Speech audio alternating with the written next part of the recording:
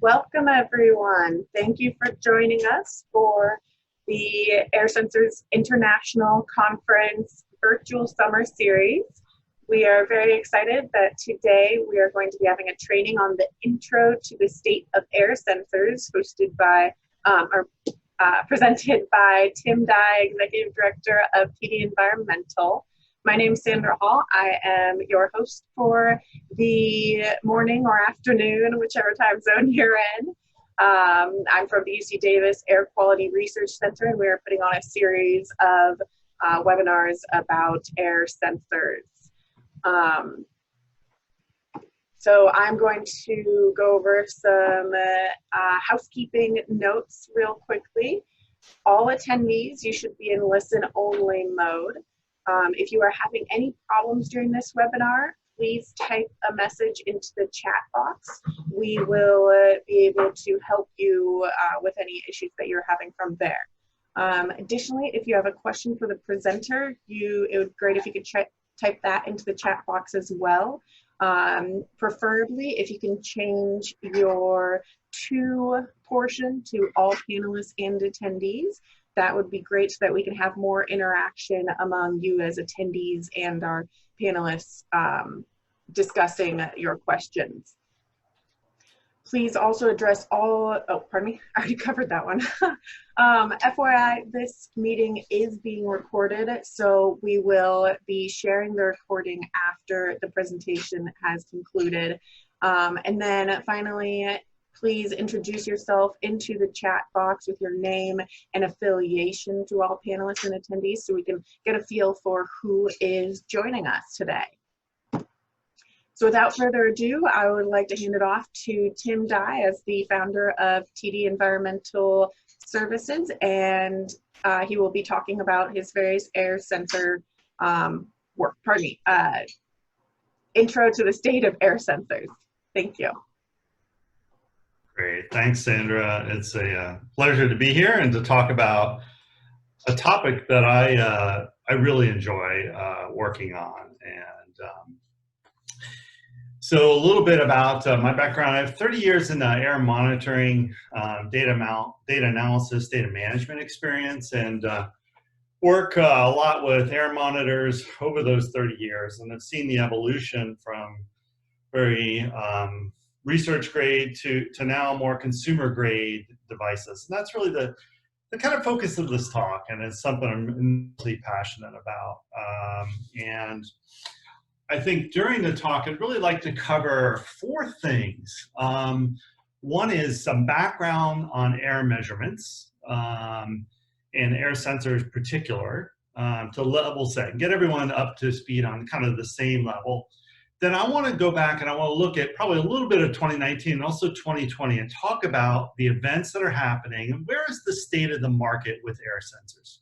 Where are we at? How good are they? What are the challenges? That type of thing. Then what we're going to do is we're going to pause. We're going to have a little bit of question and answer. So if you have some questions during the 1 and 2 here, put those in the chat box and Sandra's going to get those, and we'll do a little bit of questions and answers. And I also have some questions for you all. And then we're going to come back. I'm going to talk a little bit about 4 projects and share those with you. And then lastly, 1 slide on predictions, what I think is going to happen. The opinions that I'm going to talk about are solely mine. They don't represent any of the clients that I work with. And also these products and services that are shown in this presentation, I don't endorse those. I don't represent any of those. And then just one last thing, if you'd like a copy of the slide deck, my email address will be in the last slide, and you can shoot me an email. I'd be glad to share this slide deck with you. I think one of the things that we're finding is localized information is powerful. It always has been with air quality, but it's becoming more so.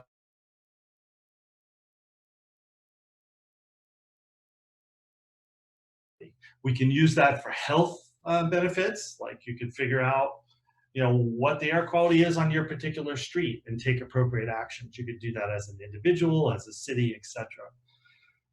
Air quality information and monitored information is enormously powerful for making policy and making really good policy and taking regulatory action.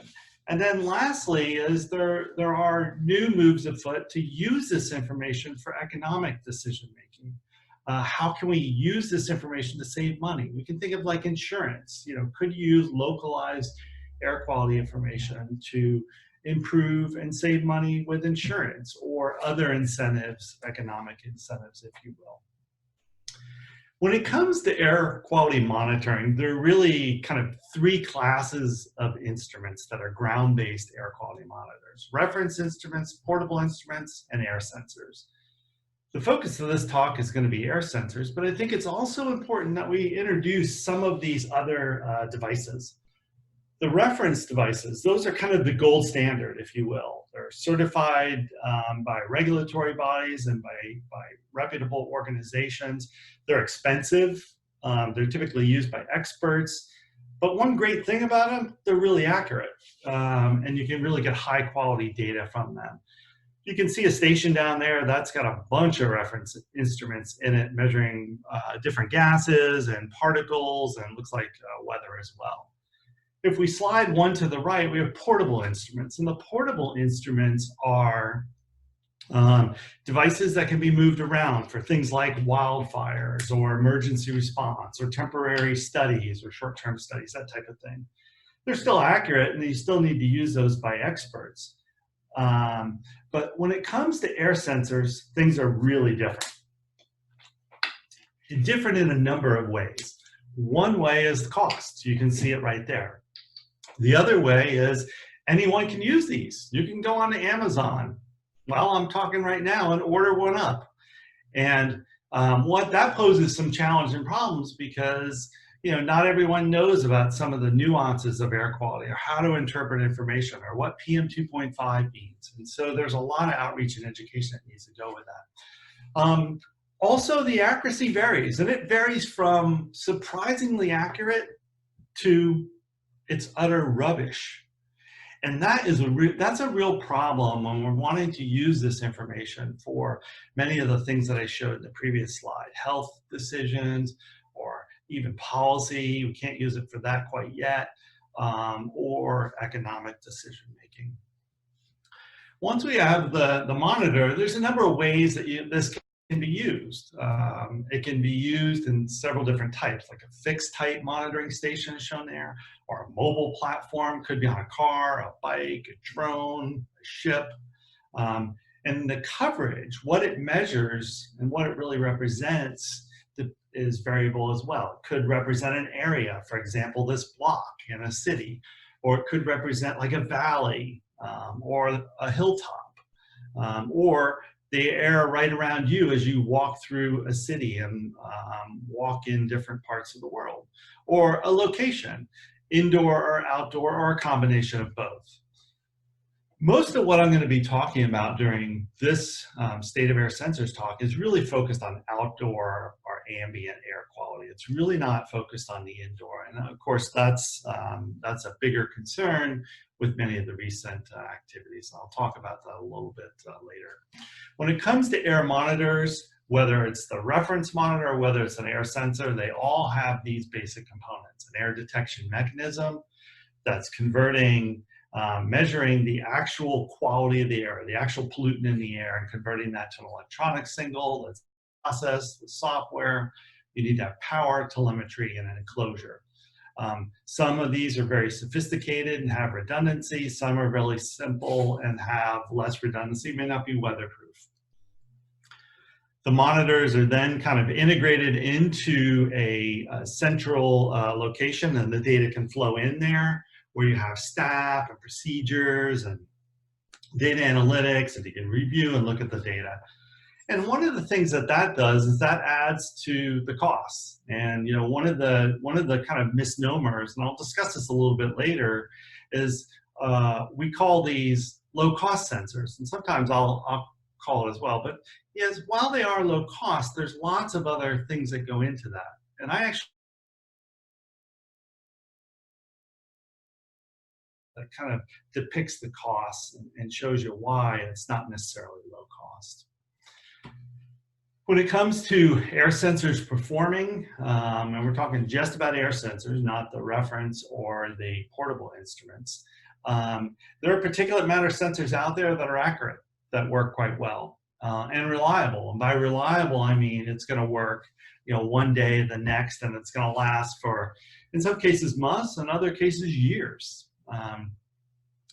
There are ozone and nitrogen dioxide sensors that work, and carbon monoxide sensors that are accurate and reliable. And when I say accurate, there are, out of the box, they're not accurate. They need to be tuned, or they need to be adjusted and calibrated. I'll talk about that a little bit later as well. When it comes to some of these other compounds like sulfur dioxide or hydrocarbons or VOCs or toxics, we're just not there yet. The air sensors, and while you can go out and buy an SO2 air sensor or a VOC, total VOC air sensor, they're just not as accurate as they need to be to really tell us, what's in the air and is it a concern.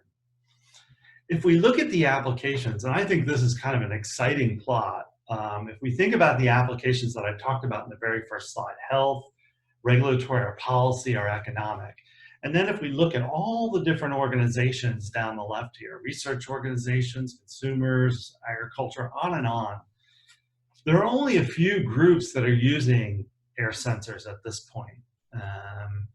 And those are research organizations, so like community groups, as well as academia and universities, government agencies, air quality agencies are using this.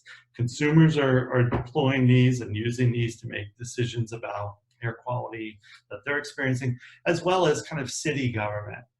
But if you look at the green dots, I think in the next 1 to 3 or 4 years, we're going to see a lot more air sensor deployment in a wide range of applications. And then longer term, probably 5 to 7 years, we're going to see some of these other things crop up. And I do think that we will be using air sensors in the future for regulatory applications. It's not solely by themselves, but they'll be used with other information for regulatory applications. But it's going to take time. And there are a number of things that really need to happen before that's the case. Okay, so now I want to turn towards kind of what's happening, as I look across the market, and I follow this kind of day in and day out, what's happening. I think one big thing that really started last year, and it's certainly happening this year, is trust. And there are a number of themes on that, and it's an important one. The quality of the sensors is improving. If you go back 4 or 5 years ago and look at particulate matter sensors, those have improved dramatically. And I'll talk about, in the second part of this talk, why that's the case.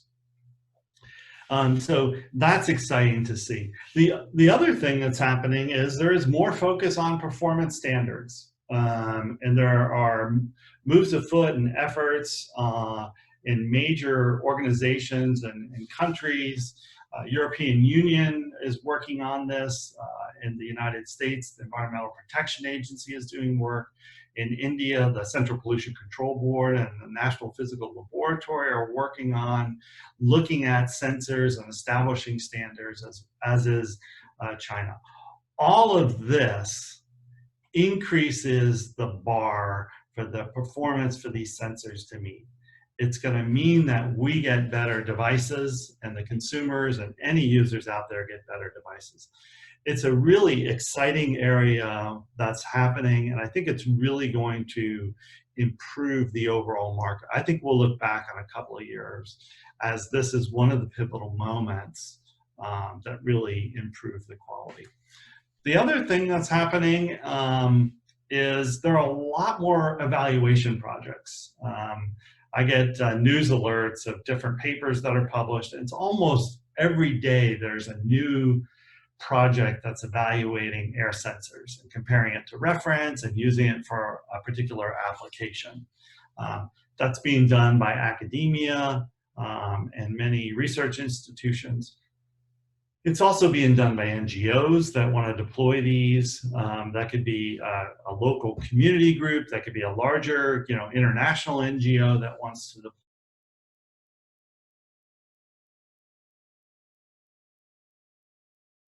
I think one of the early forerunners for this was the AQ Spec program in Los Angeles.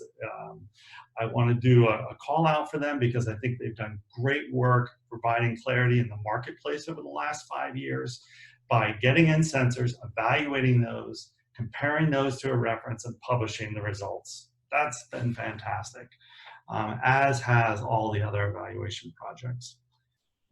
The other thing that's emerged, and I mentioned this earlier, is if you take an air sensor device, out of the box, it may read high, it may read low, it may read high during certain conditions. There are a lot of folks that are starting to calibrate sensors and to adjust the readings to make them closer to reference.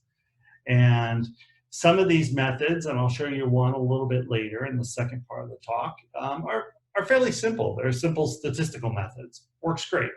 Others are much more sophisticated and move more towards machine learning or adaptive or dynamic calibration, changing calibrations over time.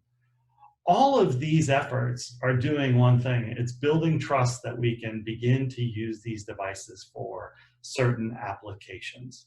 And I think that's an exciting area that I see, because this did not exist 5 years ago. There was a lot of skepticism about this technology. But through all of these efforts, it's actually improving. The other thing that is occurring is lots of applications. People are starting to use air sensor data in interesting ways. And I have here hybrid networks because I think that's an important development, is an air sensor will not replace a reference instrument, but it could complement it.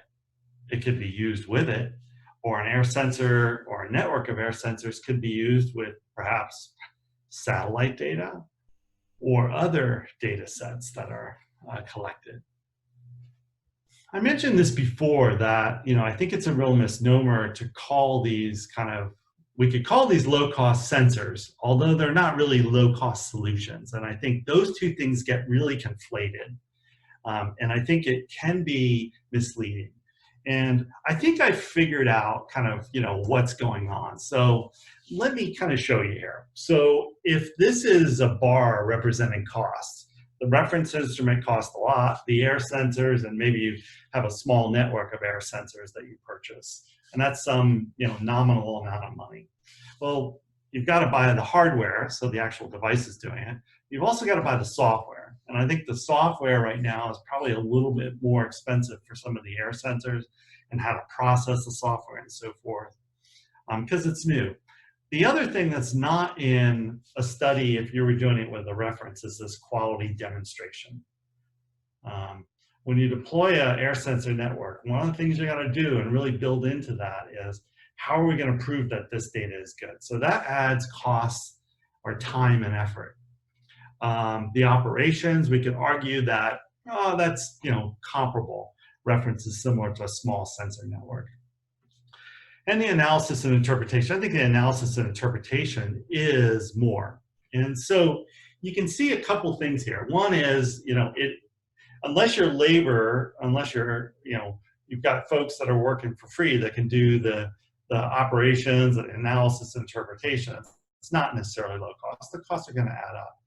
But one of the things that is going to happen, and it gets back to the previous slide that I talked about, is trust. As we trust these devices more, that quality demo bar, that orange bar, is going to start to shrink. So things are going to get a lot more economical. The other exciting trends are open data. I think there are more organizations publishing their data and making data open, and that allows different other organizations to begin to use that. In addition, I think there's an emergence of open source software, and particularly around how to analyze data. I know there are a number of groups, a couple of groups in California that are working on that. There's an effort in the UK called Open Air, different than OpenAQ, but Open Air was an R-based software program that does amazing visualizations, and you can process lots of data. The last thing, I think the open data, open source movement is one that I think will emerge and grow more. And I think it's especially an important one because there are more organizations getting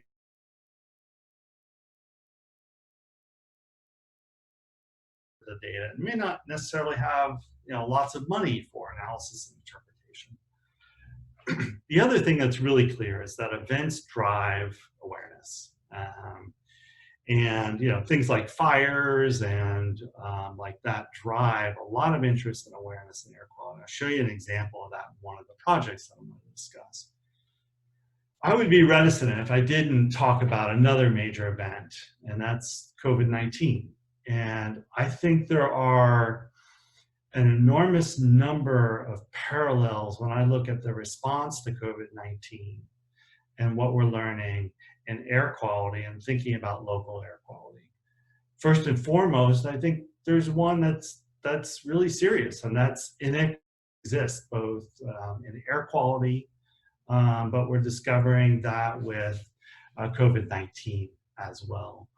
On another front, I think the air quality can improve. There is proof. I know a number of groups are looking at how has the air quality improved and trying to quantify that.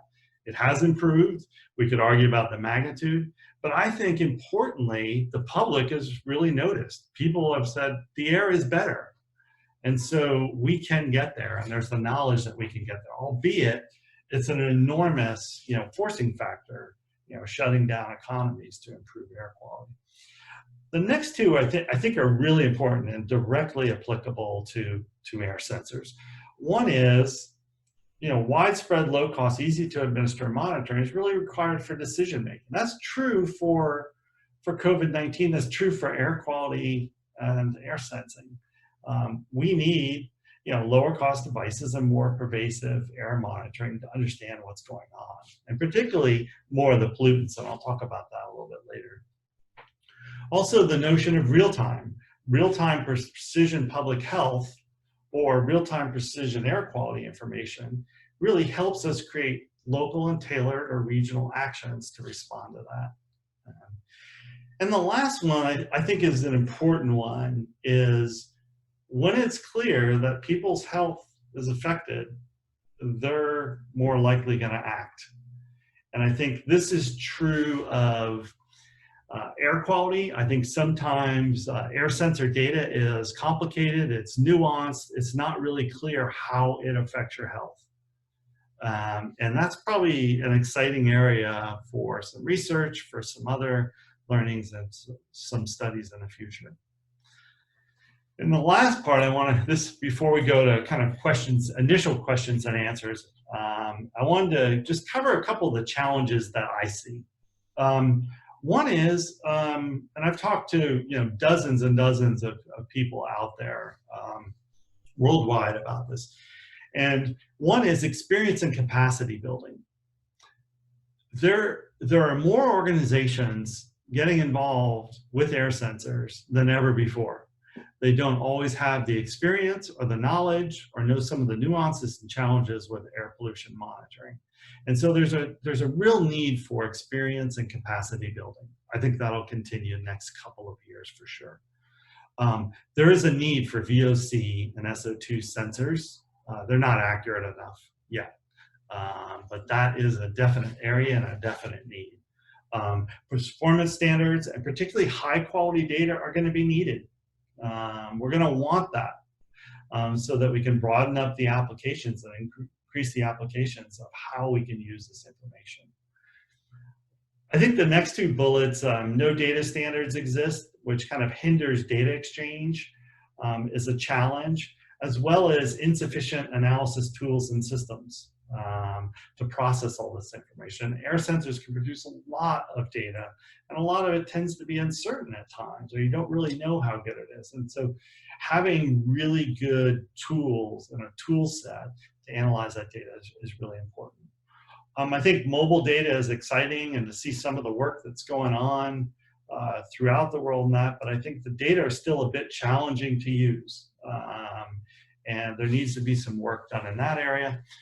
I know a number of different folks commented about funding and had concerns about funding and how would funding change relative to spending on health related activities around COVID-19.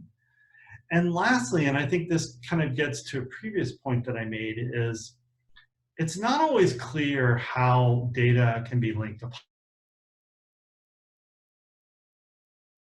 those linkages. We're going to need to really kind of work on that so that the information coming out of an air sensor or coming out of a monitor network or coming out of a dashboard on a website, it's clear what it really means to either an individual, to a community group, or how it can potentially, along with other information, impact policy. So what I'd like to do now is I'd like to kind of stop, answer a couple of questions. And Sandra, I think, has maybe been assembling some questions. But I also have some questions for you all. If you could enter those in the chat box, I think it'd be great to hear, answers to these. What's the best surprisingly good project that you've seen using air sensors? What is the single most important need right now in terms of air sensors? And what is most frustrating about this technology? So if you want to answer any of those questions, great. Include your name and organization. So I'll stop there. And then what we'll do is we'll pick up next with projects and some predictions. So Sandra, you want to? Yes, great. We have a lot of questions that are flowing in right now. First, we'd like to ask, how do you define not accurate enough in terms of VOC and SO2 sensors? Yeah, I think not accurate enough in terms of VOC sensors is there are total VOC sensors out there that can measure, some element that's in the air, but you don't necessarily know what compound it is. And so I think more specificity, I think in terms of accuracy, looking at, and there are a number of statistics that, I talked about those performance standards that many of the groups are working on. There's statistics that are coming out with that. So I think looking at things like, is it correlated with a known reference? And is that correlation high, meaning it's above probably 0.85, or at least 0.8? Looking at root mean square error, looking at bias, looking at precision. I think there's a number of ways to look at accuracy. I'm using it as just a general term, not necessarily a specific statistical term. Okay. And a couple follow-ups to that. Have you seen any good studies or current projects that are looking at VOC sensors? There's some efforts a couple of efforts. I know that the U.S. Environmental Protection Agency, Evan Toma, has been doing some work with VOC sensors for a number of years around, I think, industrial sites and perhaps oil and gas operations. There's been some work in the central U.S. looking at total VOC sensors around oil and gas operations. But that's a pretty specific application where you put a device out, it's measuring total VOC, it's right next to potentially a big source. But it's not like you can stick a VOC sensor out in your backyard and see high values and know where it's coming from or what it is. And we're not there in that sense. Okay.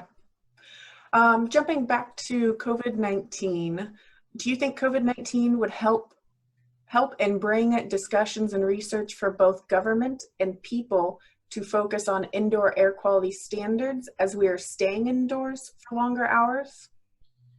Yeah, absolutely. And that's that's my last prediction, is that, and that you'll see shortly, is I think that the focus of the entire world on what we're breathing and where is this air coming from and how stagnant is this air and how much outside air do we have coming in, there's a lot more focus on that. And I think as we do stay inside more, as we go back to work And as we think about the air that we're breathing, there is going to be a lot more focus on indoor air. And I think that is actually a market, I said this a number of years ago, that's going to grow much bigger than the outdoor air sensor market. The indoor air sensor market is one that has already been growing quite rapidly and is going to even grow more.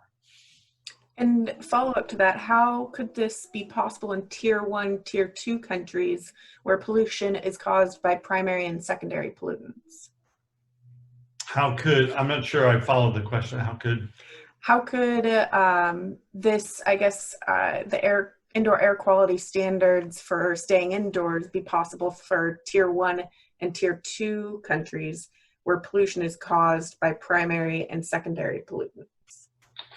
Yeah, I think, in those countries, there, are devices now, that can measure some of the gases and the particles now where, we still need to tackle air pollution, and go to the source, identify the sources and take actions to reduce the pollution going into the air.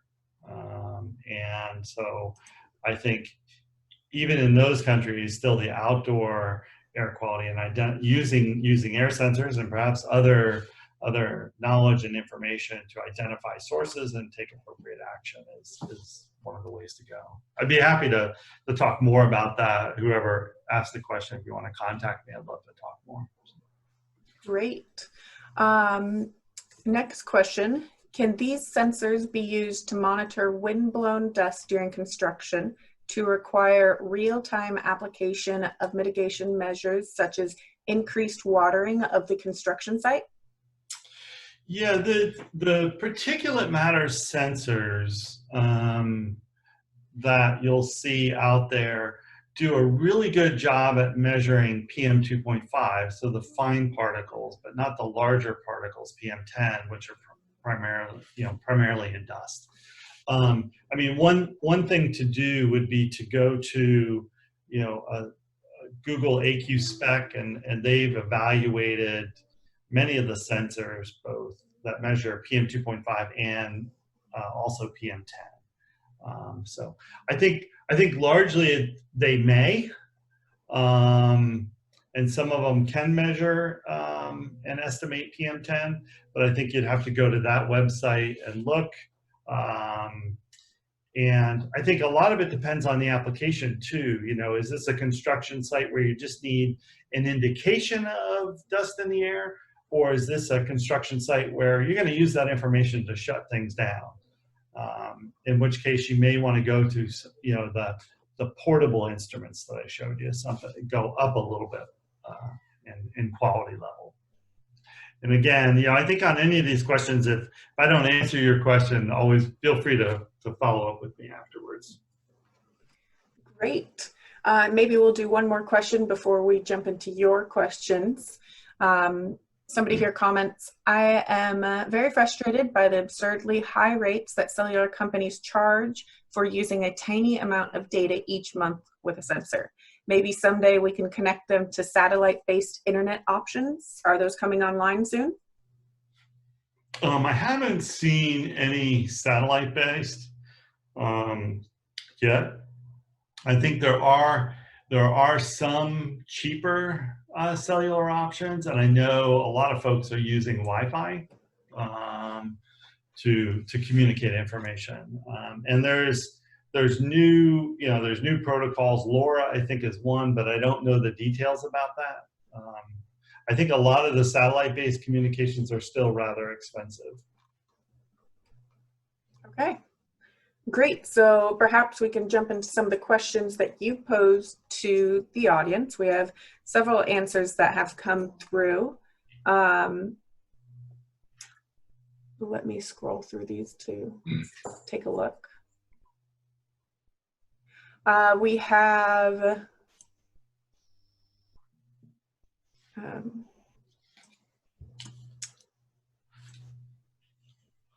Sarim from India for question number 1. What is the best surprisingly good project that you've seen using air sensors? And Sarim said, focusing on air pollution as a local issue with indoor and outdoor levels with the citizen science approach.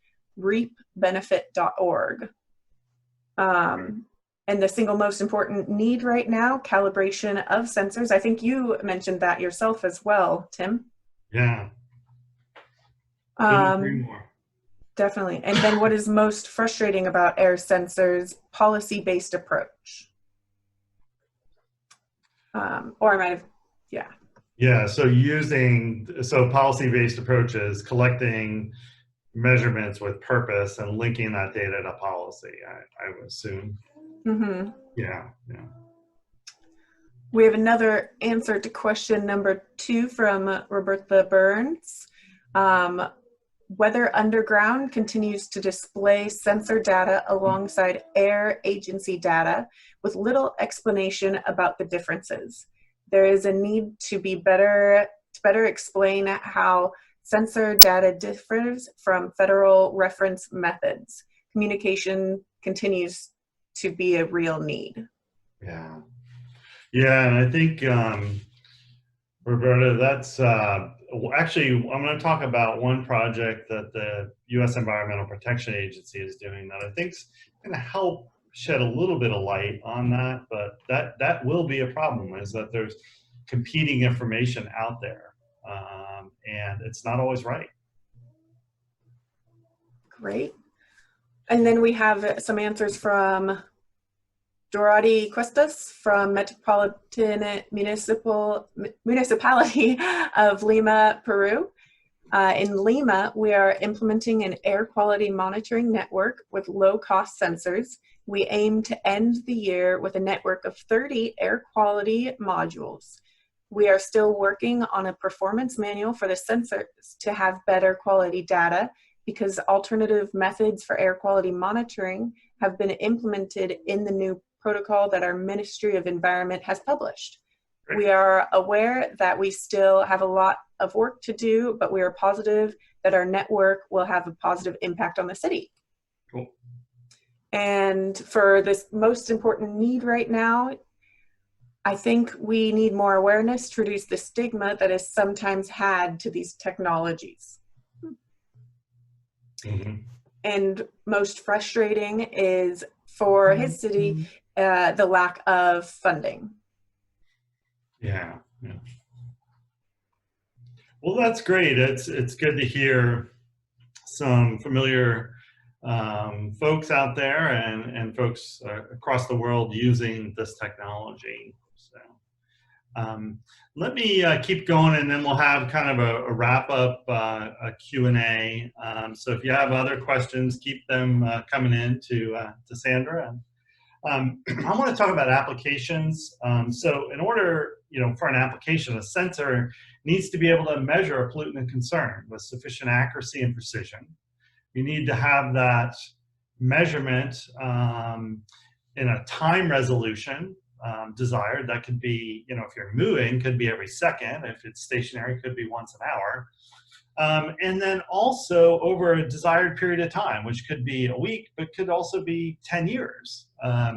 And it needs to be able to meet the analysis that you want to perform. And all of this is kind of stating, this is your objective. This is what you're seeking to do. And a sensor must be able to meet that. Actually, I'm going to skip this slide. But if you go back and you look at 2014, there were very few cases where I could find where air sensors were being used, public education and like a process research study. As I've looked across the kind of industry today, there are air sensors being used in a whole slew of different applications here. And I found, cases of all these, which is exciting. It doesn't mean that it's used solely like that. It could be used in a hybrid network. It could be used in a little bit, but it's exciting to see the application space expand. And I think it'll expand more, once we continue to really focus on some of those trust building activities like improving the sensor quality, performance standards, evaluation, and calibration. Next, what I want to do is I want to share with you 4 projects. And there's tons of projects, and we just heard a couple, Sandra was talking about a couple that are occurring, one in Lima and one in India as well. I want to focus on 4, and I picked these 4 for kind of a range of different reasons. highlight some things. And then I want to talk lastly about some activities that are happening at companies. First, I want to go to Juneau, Alaska. And for each of these, I want to talk a little bit about the challenge, what was going on, and then how they used air sensors. Juneau is a port city that has cruise ships prior to COVID, obviously, but Juneau is a pristine area. It has a visible emission source. When these cruise ships come in, they have emissions coming out of the stack. And there have been increasing public complaints about this is spoiling our air quality, this is creating a problem. And so the Alaska Department of Environmental Conservation, meaning kind of put out a bunch of monitors to see what's going on. And they did that. And they created a hybrid network. And the hybrid network included air sensors, but it also included passive SO2 samplers. And these are time integrated devices that ran for 2 to 3 days at a time that would collect one number that represented that whole period in terms of SO2. They had weather stations and they had web cameras. So there's their hybrid networks. Air sensors are a component of that network. They did a co-location with the reference station to see how good the air sensors were. And the end result was they were able to detect ship emissions with these real-time PM 2.5 sensors as it flowed over the city. But what they determined was that these are relatively short-term events. They last an hour or a couple of hours, and that would not cause, they felt that it would not cause, or they had no evidence that those short-term events would lead to a violation of the 24-hour PM 2.5 standard, the National Ambient Air Quality Standard. So, in this case, what were they able to do? They were able to use air sensors to respond to a public complaint, and they designed a study. If you're interested in this, you can get the slide deck, or if you Google Juneau Cruise Ship Monitoring Project, you'll find some great information. They did an enormous amount of planning for this study and really figuring out where to put the sites, planning for quality, data management, and other activities. It's really a great exemplar if you're looking for a small, I think it was about 20 sensor node network. The next project I'd like to highlight is citizen-enabled aerosol measurements for satellites.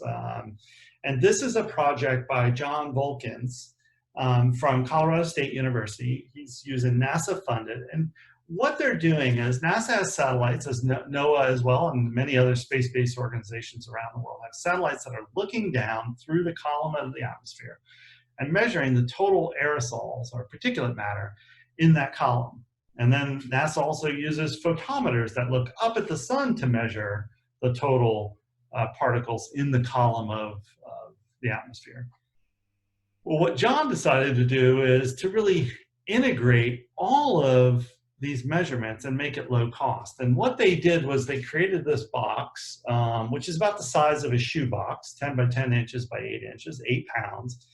And there's a lot in here. This has a little photometer that can look up at the sun and measure all the particles, in the atmosphere. And it has motors that can track where the sun is. So it turns on and can swivel around and find the sun. He also added in real-time PM measurement, a plan tower sensor that provides 2-minute PM readings. They added in a gravimetric filter measurement so they could collect filter samples so they could look at the composition of the particulate matter. And one of the things that I like about this project is that they've been able to link, and think about hybrid, they've been able to link space-based measurements to ground-based. They've been able to link the real-time PM sensor readings to what's measured on the mass readings. And the other thing is they're deploying these, across the United States now, and maybe in other parts of the world as well, making measurements. And they've got some really interesting and great videos where all these turn on. They all kind of are swiveling around and trying to find the sun, and it's kind of a neat thing to watch. But a couple of the findings, and this is similar to other groups, is that the PM sensors are often off by 25 to 50%. And that particular PM sensor, plan tower, it can read really high. And I'll discuss that in more detail in the next project. I think another interesting thing here is engagement. He said that these units are really popular with citizen scientists, and they gave them pet names and expressed, concern when they were putting them outside or leaving them out in the snow and the rain and so forth. And so I think there's opportunities to make science much more engageable. And that's going to be, important for us going forward, as well as to have engaged citizens interested in.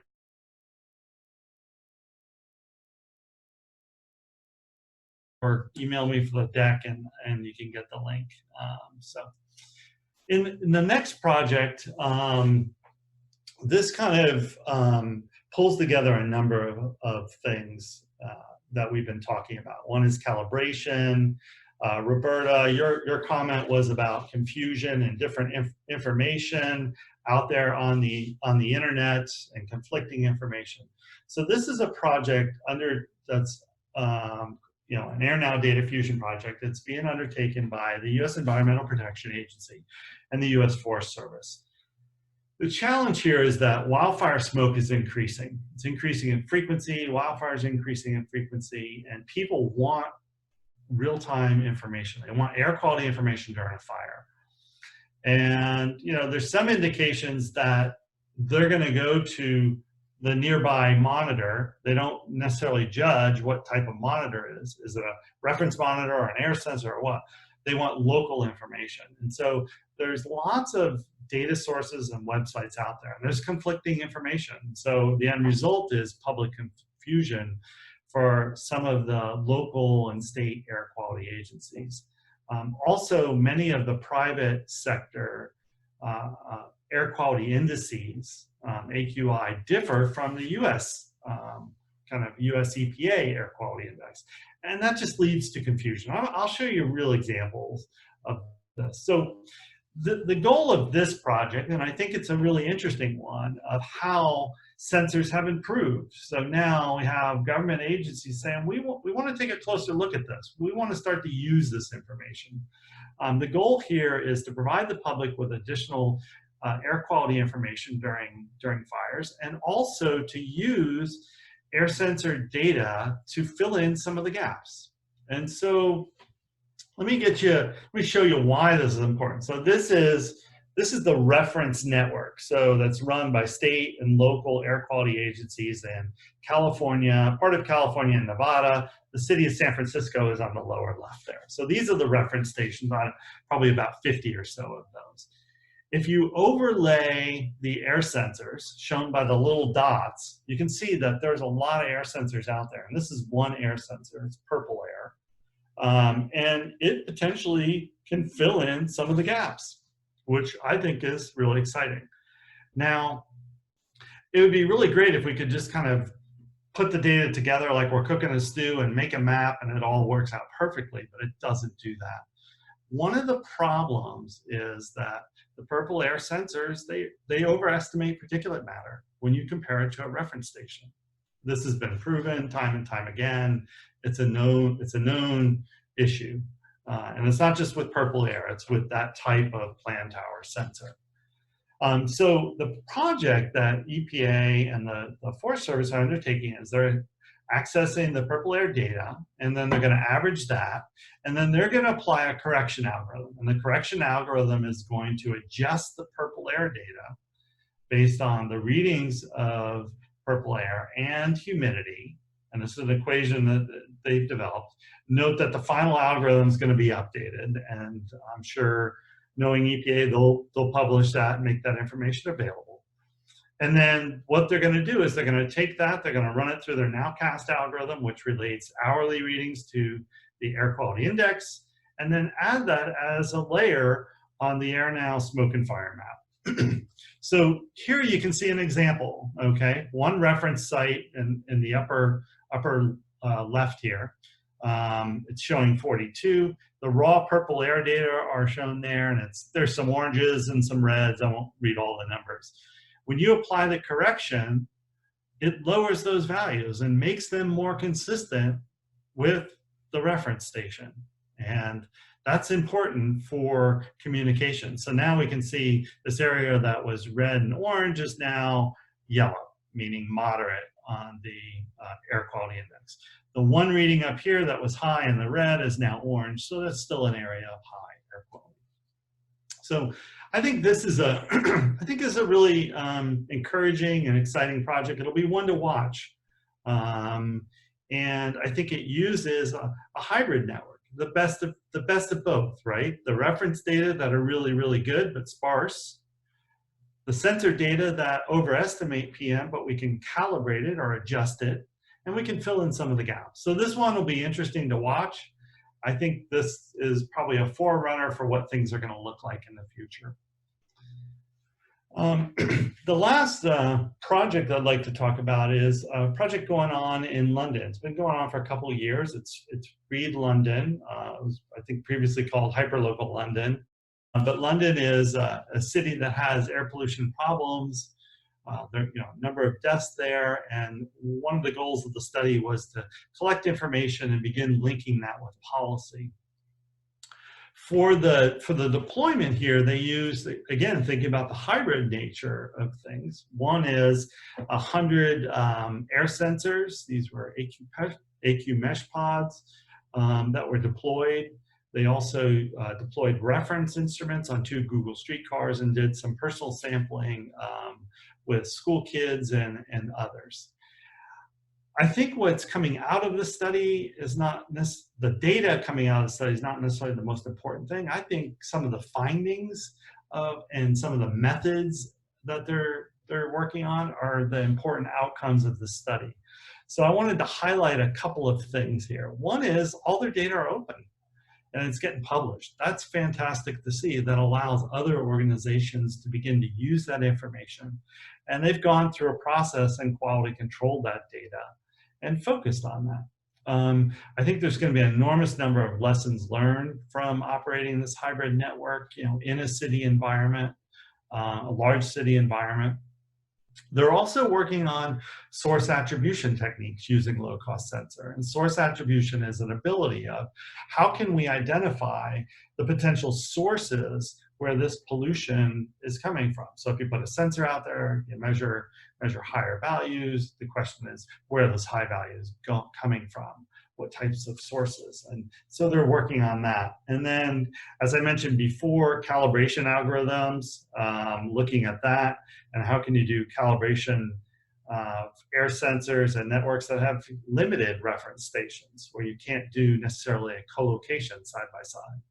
Machine learning techniques to identify uncertainties and mobile monitoring techniques and methods. So I think these types of studies are really important because they create a foundation of methods and techniques and approaches for how others can take that information and adapt it locally. The last thing I wanted to talk about before we go to predictions and then some more questions and answers are just research. One of the things that's happening is that companies are developing low-cost sensors for a range of applications.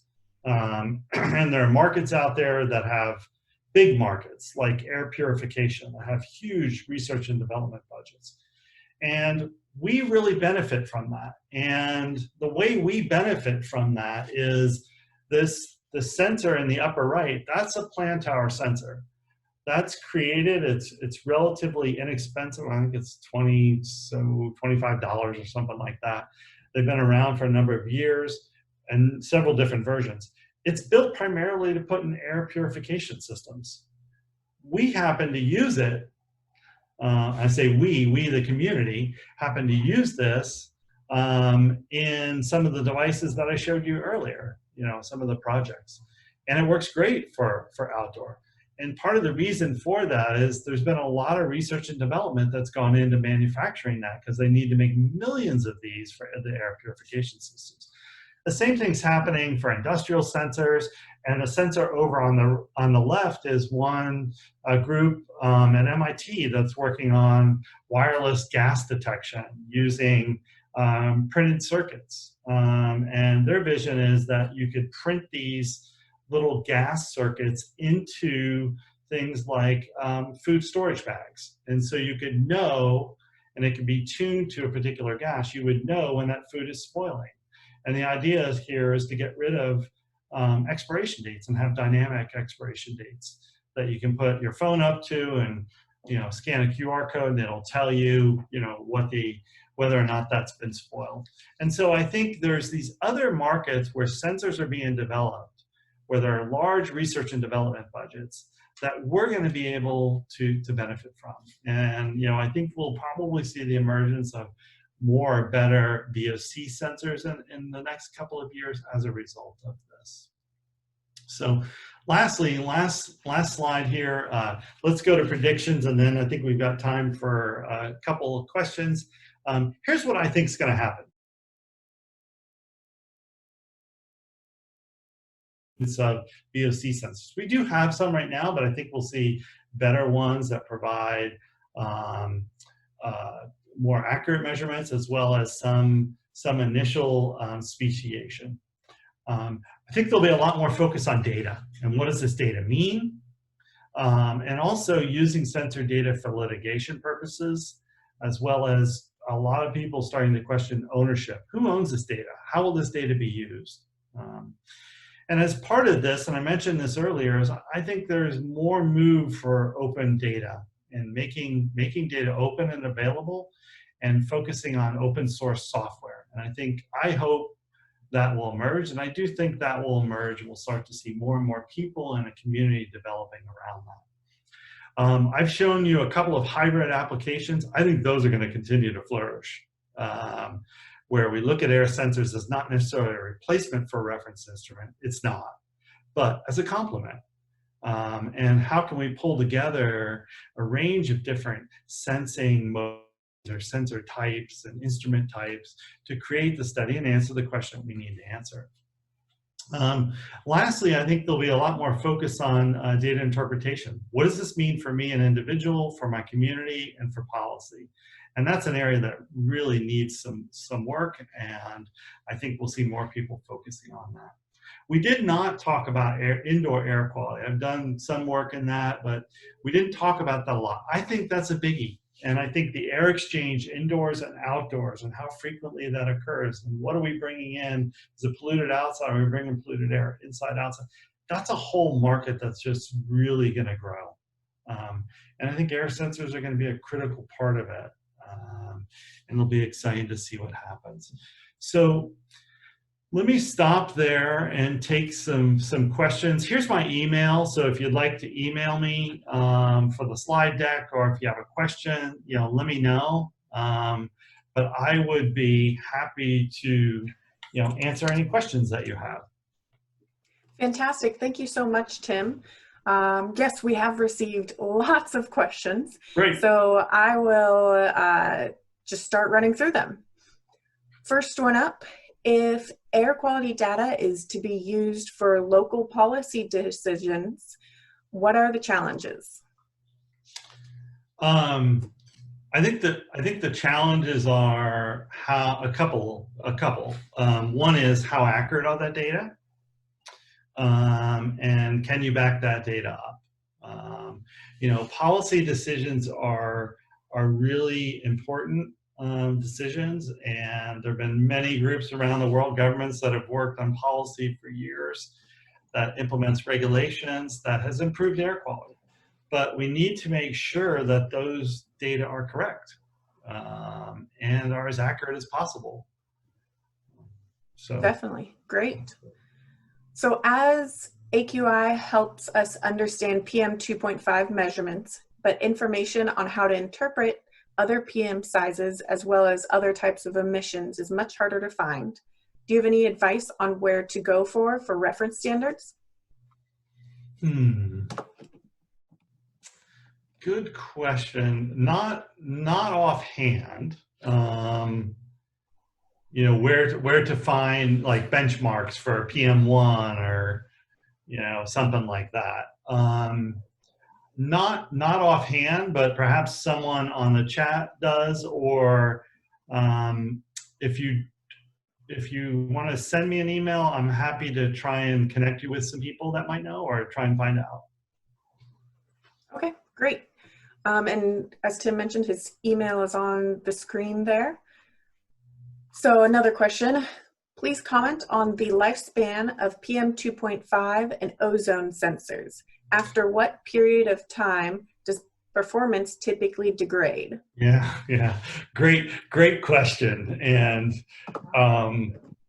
it's a hard answer, and I hate saying this answer. And the answer is, well, it depends. And part of the reason it depends is, ozone sensors have a compound on it, that senses. And so if you have, high exposure to ozone, that may wear out more quickly. Same thing with particulate matter. I know that there are particulate matter sensors that have been installed in, say, Delhi, India, that don't last a year because there's a lot more pollution loading in New Delhi than there is in other parts. Now, having said that, I bought a Purple Air over 3 years ago, and it's been running, continues to run. And I look at the values, and the values continue to look reasonable, and it's had a fairly high uptime. I'm actually going to publish a little something about that, probably next month. So I think it really depends upon the sensing environment you're in, and also how well that instrument is maintained. Unfortunately, I think probably for planning purposes, I think PM sensors could last 1 to 2 years. Probably, that'd be a good planning thing. Gas sensors, you probably ought to plan on those lasting, half a year to maybe a year and a half. So that probably needs to be built into your planning and study. And again, it's something I said earlier, is these sensors are not a replacement for reference instruments. They can complement them. Sure, great. So just want to make a quick note, we are at time for this training. However, we are going to go over and continue to answer a couple more questions, but if you have to leave, we will have this recording available at a later point in time for you to review. Does that sound okay, Tim? Yeah, absolutely. Happy to talk about this. Great. So next up, let's go. What are the best, most reliable, and cost-effective sensors for building a nonprofit community network which measures PM 2.5 and PM 10? So I actually don't want to answer that question. I don't want to answer it here because I think please contact me and I will give you an answer. But I think I'd want to learn a little bit more about like your organization and how long you want to measure for and what your budgets are and things like that. I appreciate the question. I will give you an answer, but I don't feel that it's best to kind of answer the question here because we're going to need a little bit more information. And I want to make sure I get that. Totally fair answer. Totally fair.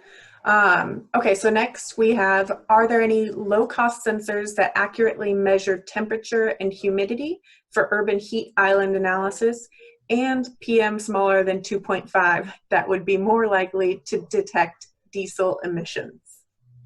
Yeah, diesel, so in terms of that, the PM sensor that I showed you, the plan tower, and also it's in Purple Air and many of the others, that stops measuring particles around 0.2 to 0.3 microns. So it doesn't see the really small particles.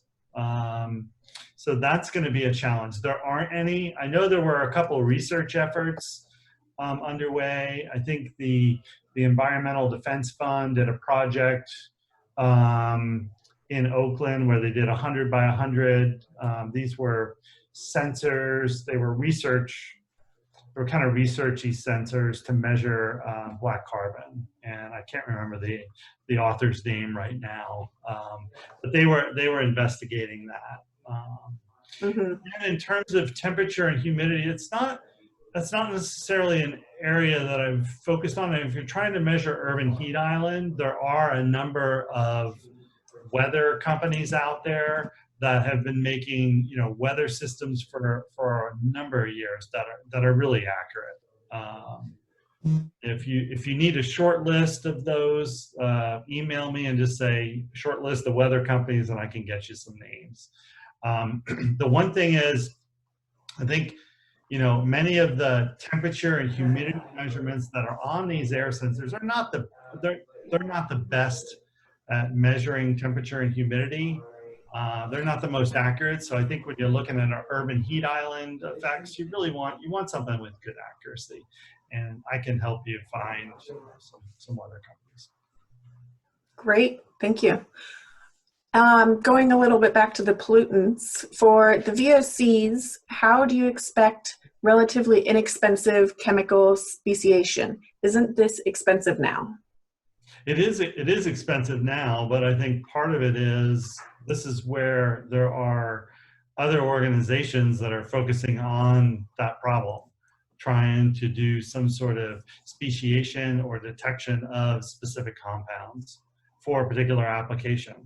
Like the the last slide that I showed, or the second to last slide that I showed was, you know, groups that are working on measuring specific compounds to look at food spoilage. And there are other groups that are measuring, you know, trying to measure specific compounds for a particular application that's not air quality. It may be related to food, it may be related to agriculture or something else, and have a lot of money to put into the research and development of that, because the market's big for food spoilage or for agriculture and things like that. And I think that we're going to be able to benefit from some of the products that are developed for those collateral areas. Great. And you showed some data for a fire map for the whole country. Will that be for the full country or just the Southwest? I believe it's for the full country. Yeah. Okay. A safer natural floor cleaner showed unsafe levels of total VOCs all over the house. Which VOC do you think that is? I don't know. I think Okay. probably one thing to do is start with the floor cleaner and look at the ingredients list, and that's probably a place to go. So. Great. Are the Open Geospatial Consortium standards inadequate to make data shareable? I think that's a good question. They probably are not inadequate by any means. I think there are some things they probably don't cover, things like naming conventions. So what does PM 2.5 really mean? You know, and you know, if we have PM 2.5 coming from a reference monitor, that's a pretty specific thing. Well, does a sensor meet that PM 2.5? And what are we going to call these different things? And some of the metadata that we need in the air sensor world may be different from some of the open geospatial standards. Could you explain more about the regulations on efforts on performance standards within the EU?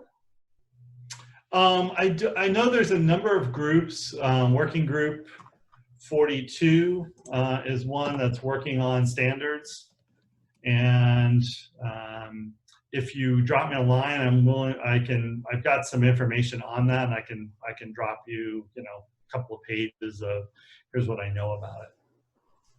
Great. So we have a lot more questions, but I think I'm going to close it on one last one here, and then perhaps you can answer individually the additional questions that come through. Okay. About how long do you think it will be before air sensors are actually low cost and economical?